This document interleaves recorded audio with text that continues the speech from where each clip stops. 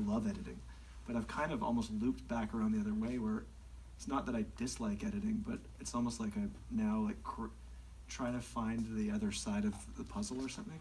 Right. So I've been like purposely like just recording to tape or something like that, and like It with ties some your hands. janky drummer or something, and like I kind of want to, because I've just started to kind of like realize that like what happens. A lot of those old records are so cool sounding, and it was some janky drummer, and like you hear it at first, and you're like, it's screwed up, let's fix it, but you can't. It's on the tape machine. What if we built the track on this janky drummer? What would that be like? And it's usually sweet. Yeah. Like there's this drummer Jim Keltner who like played with Keltner. and like he's like one of the best drummers in the world. But if you listen to him soloed, it's this weird rhythmic thing that like in modern brains, if you just soloed it, would seem kind of like screwed up. You'd be like, let's fix it.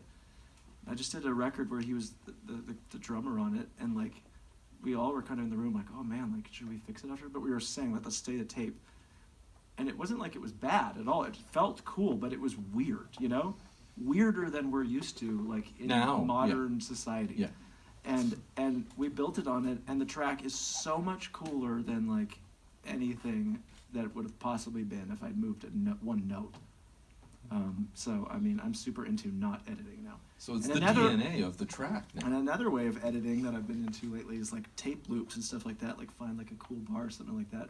What if you did it like old school, like Bee Gees style or something like that, where they found one cool bar, and instead of editing the whole drum track, you have one cool groove, loop that on like 24-track tape. Let's like go to that. Just like weird, janky ways of editing, so it doesn't feel modern or something. Like it feels different, and it's like the kind of going about it a lot more of a complicated way, almost sometimes, so that like it feels fresher or something like that. Right. Yeah. Thank you.